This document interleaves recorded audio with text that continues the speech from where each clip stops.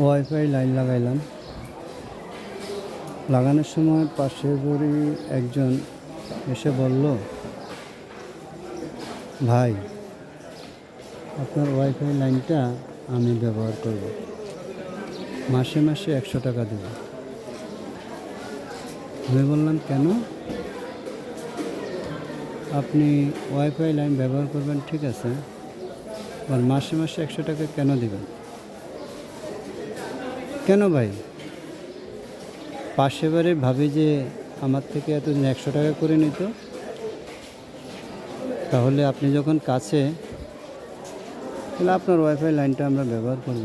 আপনাকে 100 টাকা দিলে তো আমাদের আরও ভালো হবে, আমি লাইনটা ক্লিয়ার পাব। আমি বললাম,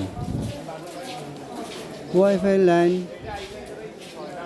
10 জনে ব্যবহার করলো, আমার যে লাইন চার্জ দিতে হবে, একজন ব্যবহার করলো সে একই লাইন চার্জ দিতে হবে। আপনার থেকে আমার আবার 100 টাকা নিয়ে সংসার চালাইতে হবে, এটা কি করে হয়? তখন ভাবি বলল, না না, কোনো সমস্যা নেই,